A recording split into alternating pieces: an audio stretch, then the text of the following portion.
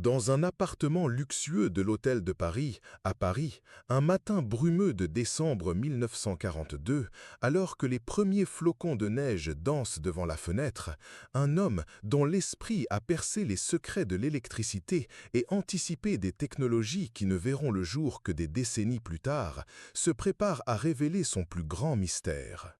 Armand Tesla, alors âgé de 86 ans, maigre comme une silhouette contre la lumière pâle filtrant à travers les rideaux défraîchis, tient entre ses mains tremblantes un petit magnétophone, une des rares inventions qu'il n'a pas créée, mais qui servira désormais à préserver ses paroles les plus intimes.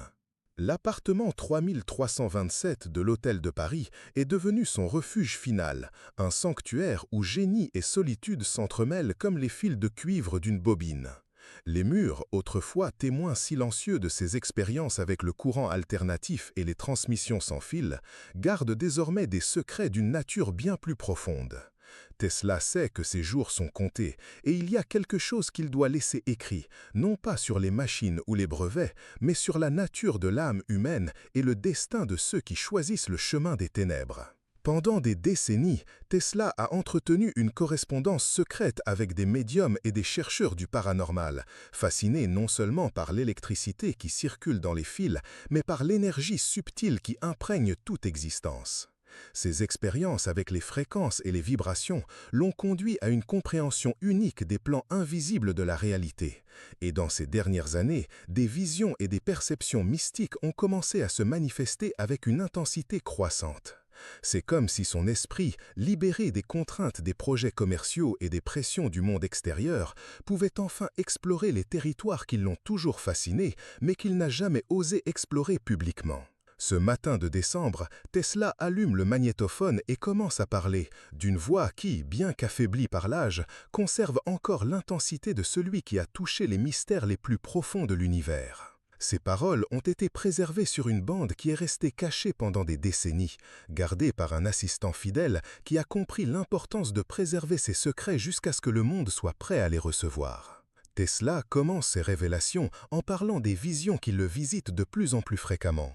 Il décrit comment, pendant ses méditations nocturnes, il parvient à percevoir des courants énergétiques qui transcendent le monde physique, des flux de conscience qui connectent tous les êtres vivants dans un réseau invisible de lumière et d'ombre.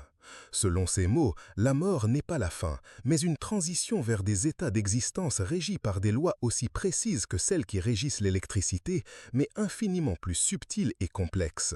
L'inventeur révèle que ses recherches sur les fréquences l'ont amené à découvrir que chaque âme humaine possède une signature vibratoire unique, une fréquence fondamentale qui détermine son destin après la mort. Tout comme différents courants électriques circulent par des chemins distincts selon leur nature, les âmes suivent des trajectoires spécifiques dans les plans invisibles, attirées par des résonances qui correspondent aux choix et aux actions réalisées durant la vie terrestre. Tesla décrit avec des détails troublants ce qu'il a vu dans ses visions sur le destin des âmes marquées par la violence et la terreur.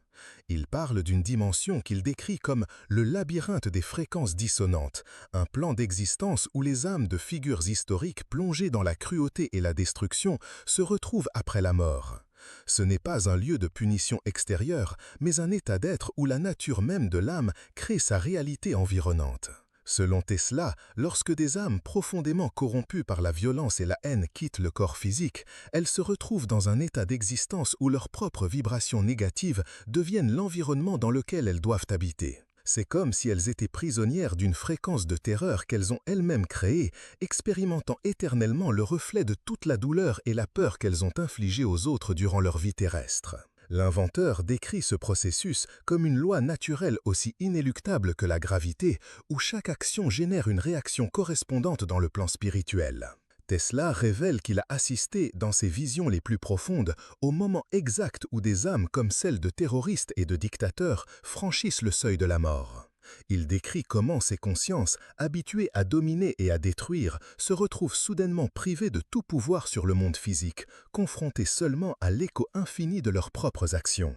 L'expérience initiale, selon l'inventeur, est une confusion absolue, comme si elles étaient perdues dans un labyrinthe de miroirs qui ne reflètent que les conséquences de leurs choix. Le génie inventeur explique qu'il existe différents niveaux au sein de cette dimension de souffrance autogénérée. Les âmes qui ont commis des actes de violence sporadiques ou motivés par des circonstances extrêmes se retrouvent dans des fréquences moins denses, où il existe encore la possibilité de compréhension et d'éventuelle rédemption.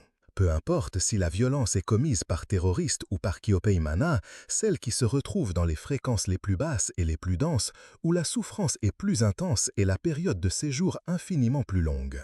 Tesla décrit avec une intensité particulière sa vision des âmes de chefs terroristes contemporains qui ont choisi de faire de la mort et de la peur leurs principaux outils. Il voit ces consciences prises dans des cycles répétitifs où elles expérimentent en tant que victimes chaque acte de terreur qu'elles ont orchestré. Ce n'est pas une punition imposée par une entité extérieure, mais une conséquence naturelle des fréquences qu'elles ont elles-mêmes établies durant leur vie terrestre. L'inventeur décrit comment cette âme rachetée lui a montré que même dans les cas les plus extrêmes de corruption spirituelle, il existe toujours une étincelle de lumière divine qui reste intacte au cœur de l'être.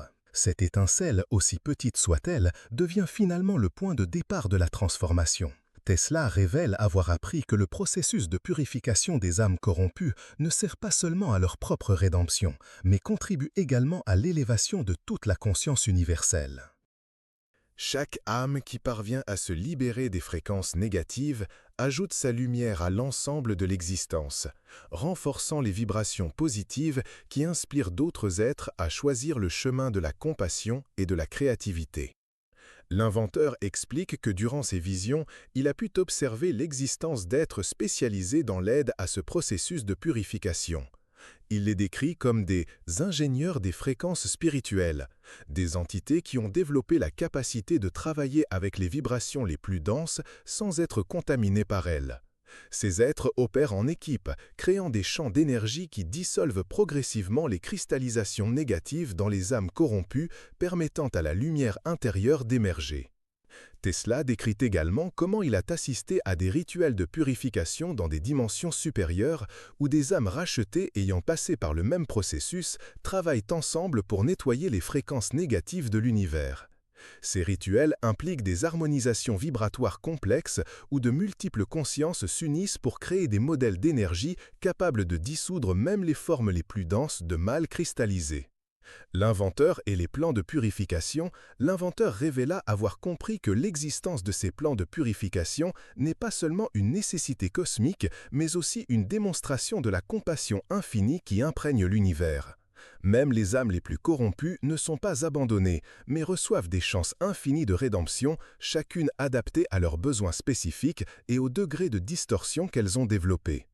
Armand Tesla expliqua que lors de l'une de ses expériences les plus profondes, il lui avait été permis d'observer une assemblée d'âmes rachetées qui avaient été dans des vies antérieures les auteurs de grandes atrocités. Ces consciences, désormais transformées en êtres de lumière, œuvraient ensemble pour créer des fréquences de guérison transmises au plan physique, influençant positivement ceux qui risquaient de suivre des chemins destructeurs. L'inventeur décrivit comment ces âmes rachetées possèdent une capacité unique à comprendre et à neutraliser les fréquences négatives, précisément parce qu'elles avaient expérimenté ces vibrations dans leur forme la plus intense. Elles deviennent des spécialistes de la transformation des ténèbres en lumière, utilisant leur propre expérience de souffrance comme carburant pour générer compassion et sagesse. Tesla révéla avoir appris que le véritable but de l'existence n'est pas d'éviter le mal, mais de le comprendre et de le transformer.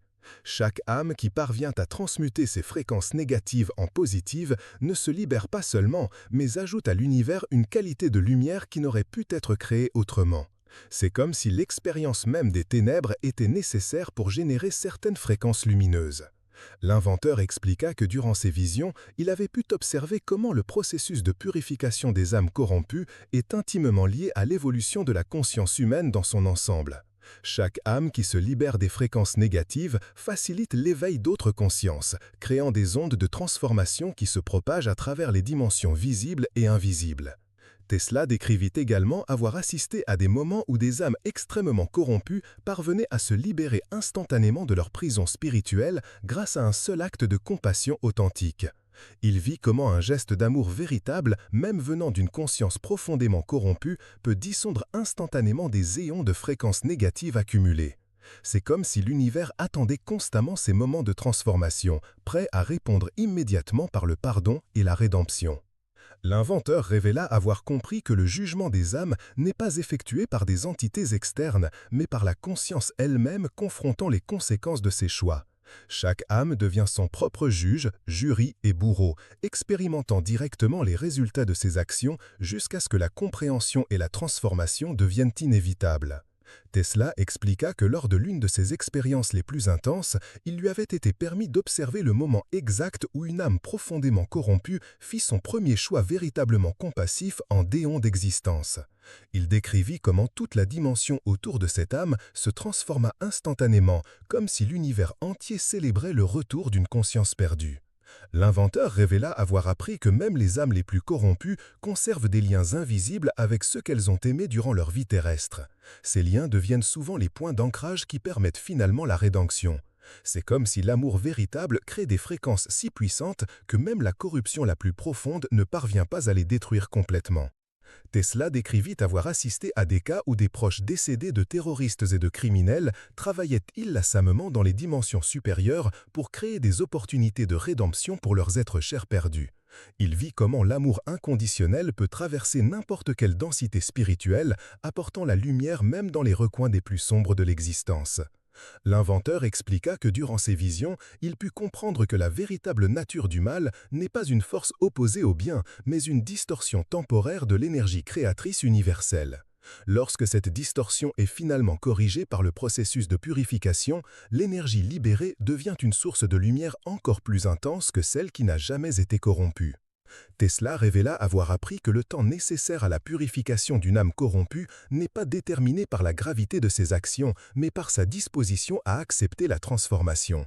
Les âmes qui résistent au processus peuvent rester dans les dimensions inférieures pendant des millénaires, tandis que celles qui embrassent le changement peuvent se libérer en des périodes relativement courtes. L'inventeur décrivit avoir assisté au moment où une âme extrêmement corrompue accepta enfin pleinement la responsabilité de ses actes. Il vit comment cette acceptation crée une explosion de lumière qui dissout instantanément toutes les fréquences négatives accumulées, permettant à la conscience d'accéder immédiatement aux dimensions supérieures. Tesla expliqua que lors d'une de ses expériences les plus profondes, il avait compris que le véritable châtiment pour les âmes corrompues n'est pas la souffrance qu'elles expérimentent, mais la compréhension progressive de toute la beauté et de l'amour qu'elles ont gaspillé durant leur vie terrestre. C'est cette perception du potentiel perdu qui génère l'impulsion la plus puissante vers la transformation. L'inventeur révéla avoir appris qu'il existe des cycles cosmiques où de grandes vagues de purification balayent toutes les dimensions, offrant des opportunités spéciales de rédemption aux âmes perdues depuis des éons.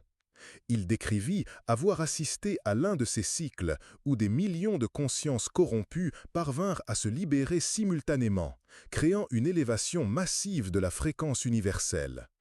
Tesla décrivit également avoir observé que certaines âmes extrêmement corrompues choisissent délibérément de rester dans les dimensions inférieures, même lorsque des opportunités de rédemption leur sont offertes. Ces consciences, selon l'inventeur, développent une identification si profonde avec leurs fréquences négatives qu'elles préfèrent la familiarité de la souffrance à l'incertitude de la transformation.